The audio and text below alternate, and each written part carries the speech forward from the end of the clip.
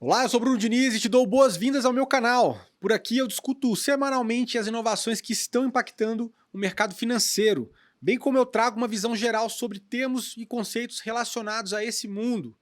Hoje eu vou explorar em mais detalhes a Web3, um conceito que você certamente já deve ter ouvido, mas que possui toda uma filosofia própria e história atrelada ao seu desenvolvimento. A ideia desse vídeo é desvendar a Web3 desde o seu surgimento até os caminhos que estão sendo abertos para o futuro. Antes de mais nada, eu peço aqui o seu like e também a inscrição nesse canal para que a gente possa continuar semanalmente produzindo conteúdo sobre inovação financeira para você. Para começar, vale darmos alguns passos para trás e remontarmos a linha evolutiva da internet, para entendermos assim como chegamos até a Web3. Começando no ano de 1969, vemos o início das operações da ARPANET, a primeira rede de computadores do mundo, considerada aí um ancestral da internet. Essa rede foi construída pelo governo dos Estados Unidos, mais especificamente pela DARPA, uma unidade financiada pelo Departamento de Defesa, para facilitar o tráfego de dados entre universidades e centros de pesquisas no país. Nos anos que seguiram, outros países, como então União Soviética, desenvolveram sistemas similares, conectando computadores em toda a sua extensão territorial. No início da década de 70, houve um considerável avanço da rede ARPANET com a invenção e implementação do protocolo TCP/IP pelos cientistas da computação Vinton Cerf e Bob Kahn. Esse protocolo, em linhas gerais, estabelecia os padrões e normas para a conexão de sistemas em larga escala, possibilitando que diferentes computadores falassem a mesma língua e que a comunicação continuasse mesmo que alguma das máquinas da rede não estivesse disponível. Ainda na década de 70, aconteceu a invenção e a incorporação na rede do protocolo FTP, ou File Transfer Protocol, que permite a armazenagem e download de arquivos, e também do e-mail. Já em 1984 foi criado o Domain Name System, ou DNS, no intuito de substituir longos números de endereço de rede, os chamados IPs, por versões mais curtas, como os endereços atuais dos sites. Por fim, em 1989, o engenheiro da computação britânico Tim Berners-Lee propôs uma forma de simplificar o acesso e organizar o conteúdo das redes existentes globalmente até aquele momento, desenvolvendo a World Wide Web. Sim, aquela da famosa sigla WWW, também conhecida como Rede Mundial de Computadores.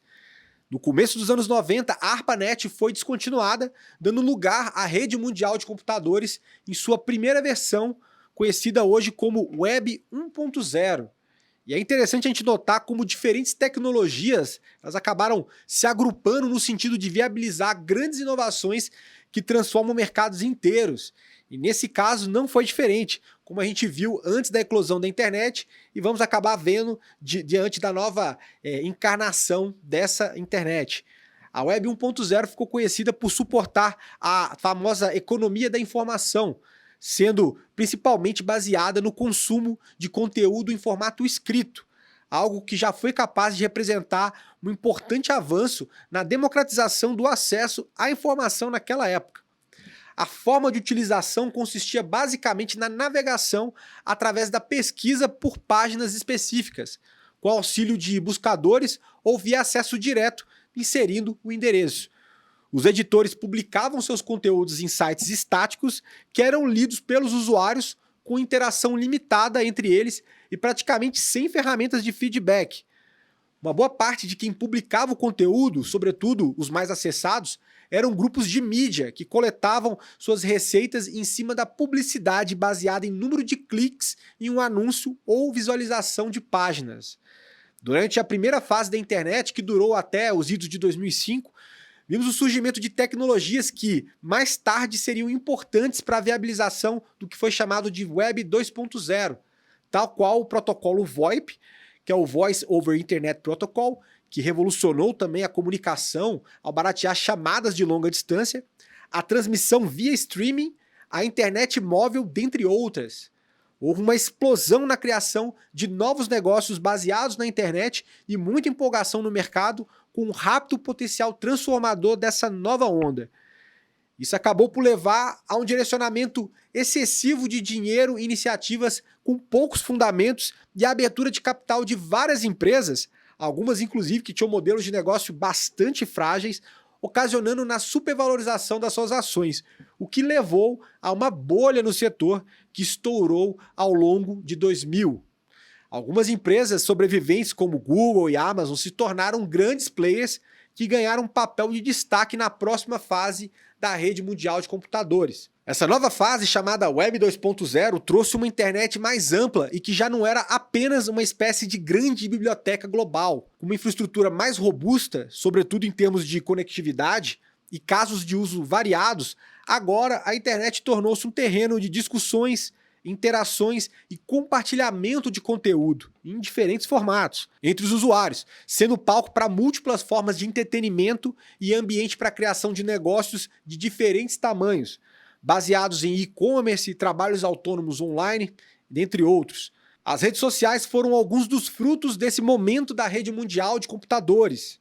E essa fase foi caracterizada pela possibilidade dos usuários consumirem e criarem conteúdo dentro de diferentes plataformas, sendo inclusive remunerados por isso. Porém, eram intermediados por tais plataformas que controlam de maneira centralizada as receitas a serem pagas aos criadores de conteúdo. Aqui vemos um cenário que possibilitou a Creator Economy, também chamada de economia dos criadores, mas também acabou sendo caracterizado pela coleta e uso de dados pessoais dos usuários, em alguns casos com usos bastante questionáveis. E várias tecnologias desenvolvidas nessa fase, como os elementos que compõem a criptoeconomia e o metaverso, estão formando as bases que vão viabilizar a transformação de negócios atuais e a criação de vários outros na próxima fase, resolvendo inclusive essa questão de intermediação e propriedade dos criadores via infraestrutura descentralizada baseada em blockchain. Seguindo a lógica das fases anteriores, a gente pode afirmar que a próxima fase poderia se chamar então Web 3.0. Contudo, comumente a gente acaba vendo o uso do termo Web 3 para denominar a era descentralizada das redes que está sendo formada agora. Mas no final das contas não seriam os dois termos a mesma coisa? Bom, na verdade não, e há uma certa confusão nas nomenclaturas. A expressão Web 3.0 foi criada por Tim Berners-Lee, o mesmo cara que criou ali a primeira versão da internet, no intuito de descrever o que ele acredita que seria um outro próximo momento da rede global de computadores, também chamada de web semântica. Trata-se de uma rede de dados que pode ser processada por máquinas, ou seja, em que grande parte do significado é legível por computadores. Nesse sentido, o Tim vê um futuro no qual as máquinas são nossos agentes capazes de analisar dados da rede e comunicar entre si para resolverem e automatizarem nossas demandas cotidianas. Ele inclusive já disse em uma palestra criar uma grande confusão entre a sua visão que seria o próximo estágio da internet e a visão que é propagada hoje baseada em descentralização. Movimento que ele pede que seja ignorado devido ao ceticismo que ele tem em relação a essa tese. Mas voltando, o termo Web3 foi criado em 2014 por Gavin Wood, um dos fundadores do Ethereum e fundador da rede Polkadot. Nesse caso, ele se refere a uma rede global descentralizada baseada em blockchains públicas que visa combater o domínio das Big Techs e devolver para os usuários o controle, a privacidade e a posse sobre os seus dados, bem como o controle integral sobre o seu conteúdo criado e a monetização que vem a partir disso aí. Em resumo, nessa versão da web, os usuários podem consumir, produzir e possuir seus conteúdos e receitas criadas a partir deles. Isso sem intermediários no processo, suportando assim o que a gente chama de economia descentralizada. Analisando todas as características que eu falei há pouco, fica claro perceber que essa próxima fronteira da internet ela acaba impactando todos os mercados e tem a criptoeconomia e seus elementos como parte da sua infraestrutura nativa, sendo suas características intrínsecas à rede. Assim, é comum a gente ouvir algumas pessoas do mercado se referindo amplamente à Web3 quando querem fazer alusão a iniciativas que englobam os vários elementos contidos nesse conceito. Por exemplo, quando uma instituição financeira diz que está desenvolvendo projetos voltados à Web3, ela pode estar se referindo de forma abrangente a projetos relacionados a finanças descentralizadas, DeFi, metaverso, NFTs, dentre outros. Ou, alternativamente, pode ser mais específica na fala e apontar qual elemento em particular ela está falando. É possível a gente perceber também que estamos num momento de transição, no qual vemos o desenvolvimento de algumas das tecnologias que serão chaves para a Web3 acontecendo agora, em tempo real. Tudo isso está tomando corpo nesse momento, ao passo que os casos de uso e oportunidades de negócio que surgirão de tudo isso se validam e se preparam para ocupar o seu lugar em uma nova realidade futura transformada, caso essa visão de fato se concretize em sua totalidade, contrariando os mais céticos. Muitos acabam considerando o movimento de transição como uma fase Web 2.5, que tem características da Web 2, mas também começa a beber em conceitos da famosa e chamada Web 3. Nessa virada é importante refletirmos sobre os dois tipos de criatura que a gente vai passar a ver a partir daí. Antigos modelos de negócio com nova infraestrutura tecnológica adaptados e novos modelos de negócio criados em cima de tais infraestruturas de forma nativa. Kia Mossaieri, que é um colunista do portal CoinDesk, ele descreve muito bem em seu artigo DeFi, Building the Infrastructure for Future Economies, como esse processo pode acontecer na história e como a gente pode esperar o desenvolvimento disso. Segundo ele, a invenção da máquina a vapor melhorou bastante o transporte marítimo e possibilitou a criação de trens, inaugurando novos modelos de negócio em áreas sem acesso ao mar. De forma semelhante, a internet transformou setores já existentes, como por exemplo as agências de viagem, substituindo processos antiquados por reservas feitas via e-mail e sites de viagem como o Expedia. No entanto, também deu origem a novos modelos de negócio, como o Airbnb, que expandiu a oferta e a demanda de acomodações, alterando bastante o paradigma desse mercado. Além disso, a internet tornou mídias como jornais, televisão e rádio mais acessíveis, ao mesmo tempo que concebeu novas formas de comunicação, como blogs, podcasts e vídeos criados pela comunidade, como é o caso do YouTube. Assim, a internet ela se viu tanto para aprimorar modelos de negócio existentes, quanto também para criar modelos novos.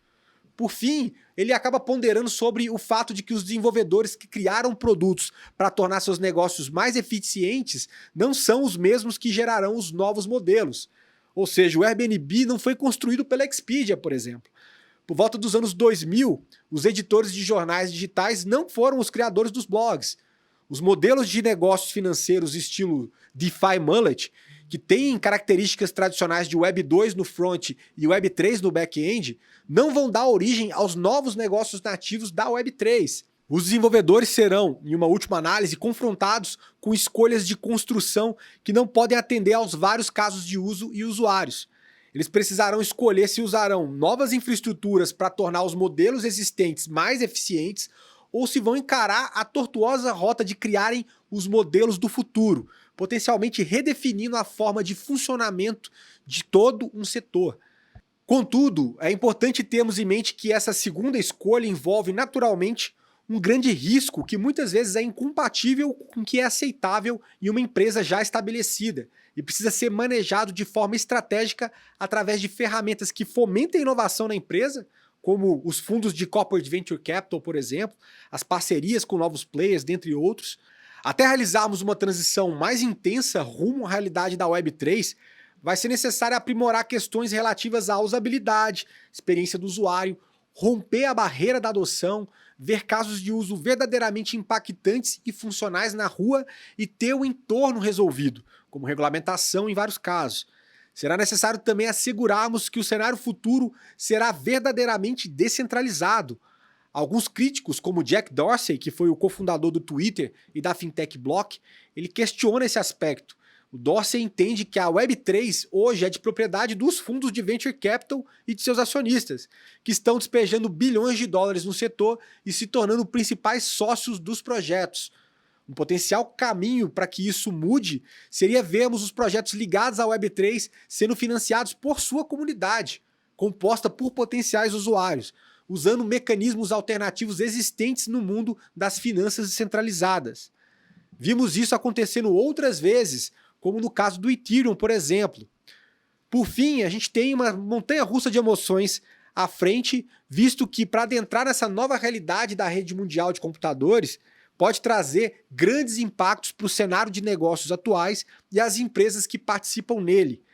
Nos resta encararmos de frente essa mudança de paradigma e termos a certeza de que todas essas novas tecnologias são inevitáveis e já são utilizadas nos dias de hoje, bem como é inevitável a mudança de comportamento do usuário, algo que se transforma constantemente, sendo preciso entender desde já como tais tecnologias podem afetar nossas vidas e nossos negócios, tornando-se poderosas ferramentas geradoras de inovação e como os clientes podem ser servidos baseados na melhor experiência e relação custo-benefício possíveis.